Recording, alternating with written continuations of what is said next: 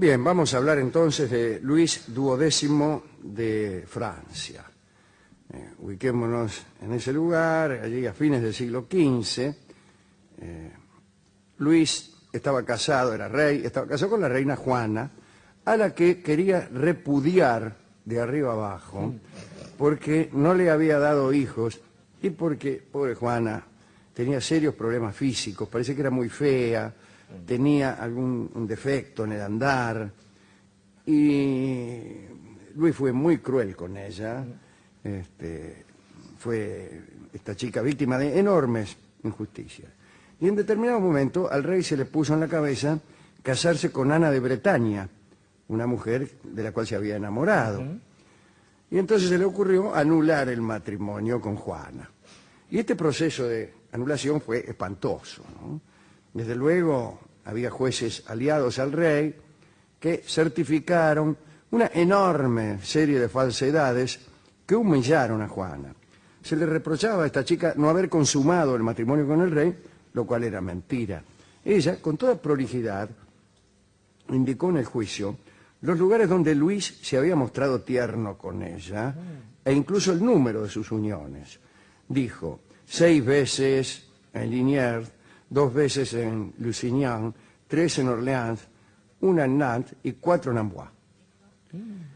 Bueno, como para un matrimonio no es tanto, y sí, que la tuvo que anotar, supongo que no eran tan frecuentes, pero bueno, ella había llevado una contabilidad escrupulosa de las caricias de su marido. Mientras sucedía, nada más. Y sin embargo no hubo caso. El rey no vaciló nunca.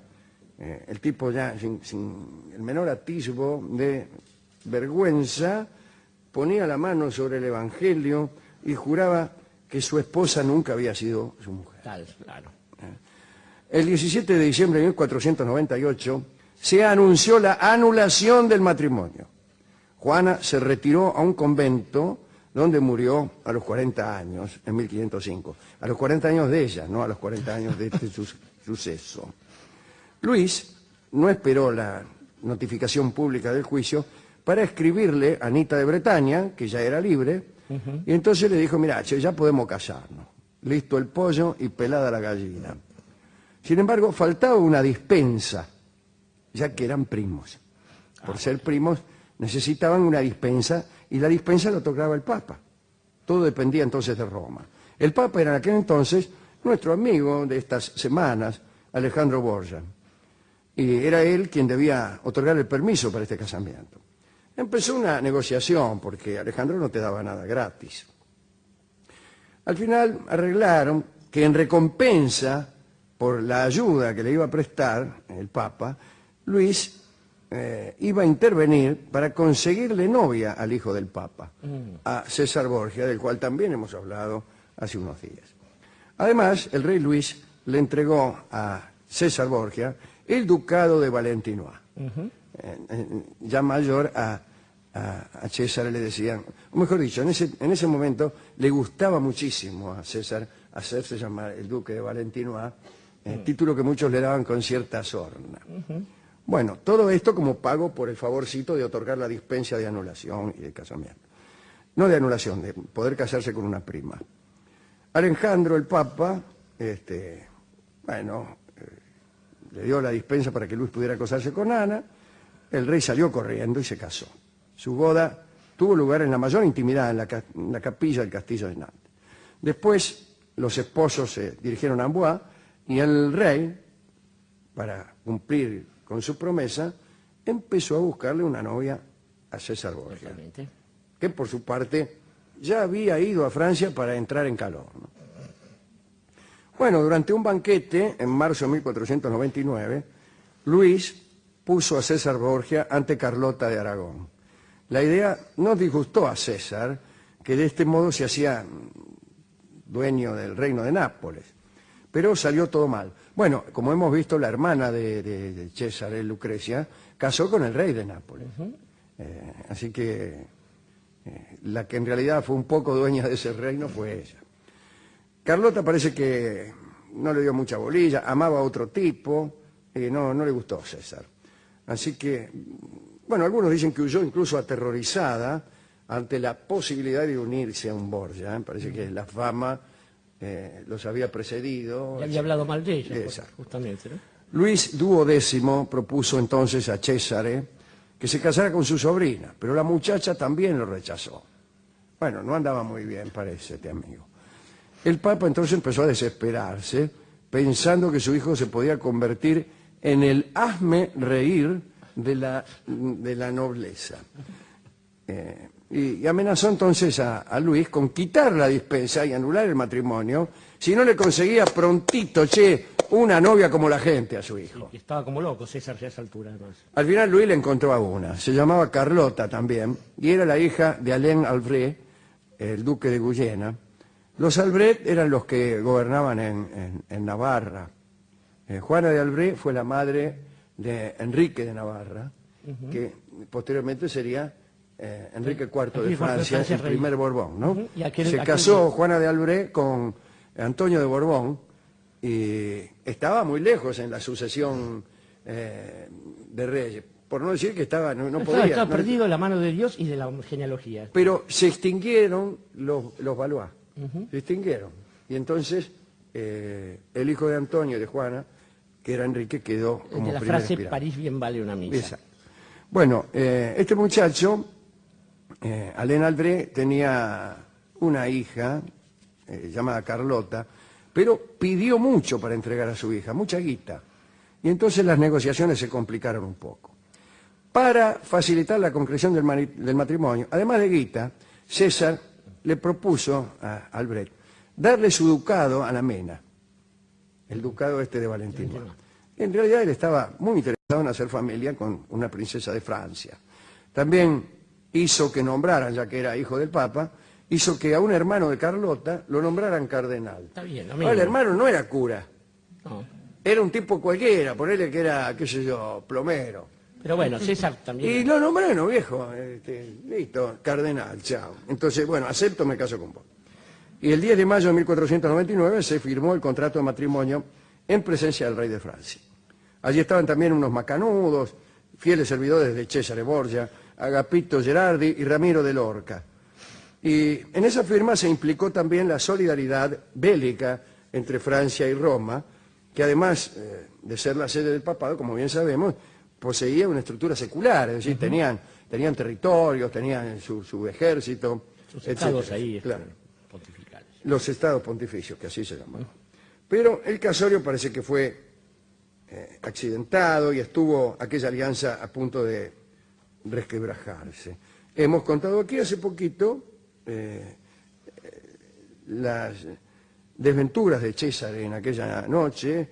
César le mandó al Papa, una carta donde contaba sus hazañas de la noche de bodas, pero la verdad es que no le fue muy bien. La expresión era que se había levantado 8 veces o algo así. Sí, claro, hice 8 viajes aquella noche, y en realidad había consultado a un farmacéutico que le dio, el tipo le pidió un afrodisíaco y el farmacéutico le dio una purga, de manera que los 8 viajes que hizo César probablemente hayan sido al excusado.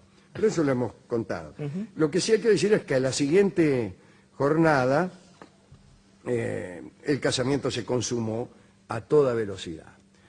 Luis XII, duodécimo, suspiró aliviado y quedó muy satisfecho de haber logrado aquella unión. Y después le escribió al Papa, lo felicitó por las proezas amorosas de su hijo, hubo cruces de regalos y por algunos años, no tantos, César fue aliado de privilegio del rey francés. Ahora bien, Anita de Bretaña se murió.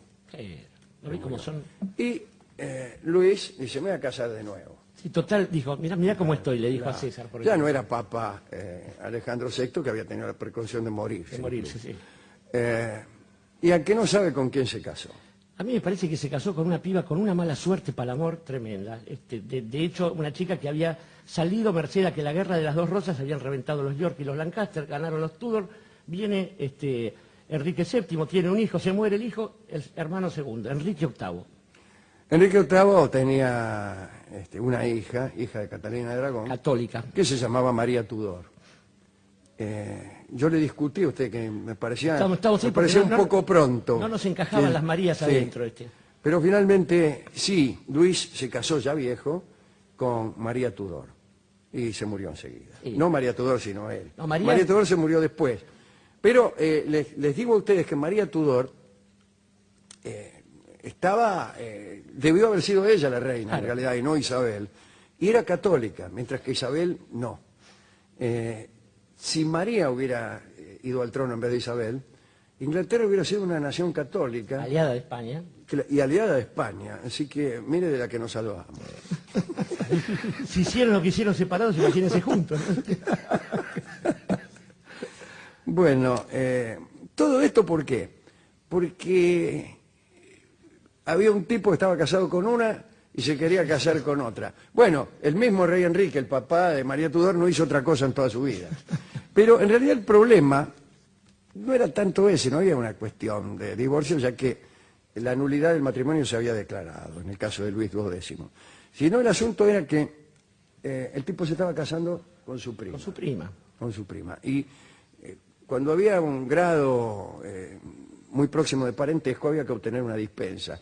Y en realidad era muy frecuente entre la nobleza de aquellos años, sí, porque no eran tantos y querían casarse entre ellos. Sí, mire lo que le pasó a los Borbón en la cara, por ejemplo, ¿no? Pero además Claro. de eso, fíjese que Victoria, la reina bueno, de toda una época, Victoria de Inglaterra, era la abuela y bisabuela de todos los reyes de Europa en el siglo XX. Exactamente. Así no fue también, ¿no? Bueno, señores, voy a contar un pequeño episodio de alguien que también se casó con una persona que tenía un grado muy cercano de parentesco, ¿no? Y era este muchacho Diomedes, no el de los caballos, sino otro, un Diomedes que incluso era el papá de Palamedes. Ajá. El papá de Palamedes, no, ese era Nauprio, el papá de Palamedes. Bueno, Diomedes se casó con una chica, Gialea se llamaba. Pero esta chica era su tía. Era su tía. Eso no está tan mal igual. Se casó con su tía. Sí. Y fue muy feliz. ¿Veo? Pero no tanto, porque Diomedes se fue a la guerra de Troya y ella aprovechó para engañarlo con todo el mundo, con todo. Tuvo muchísimos amantes. Eso es democracia. ¿Para qué? Por venganza, porque parece que ella creía que Diomedes la estaba engañando y no era así. Y aquí viene Palamedes, porque el papá de Palamedes, que se llamaba Nauprio, y que estaba enojado porque los jefes griegos le habían hecho de todo, a Palamedes lo habían lapidado, vamos.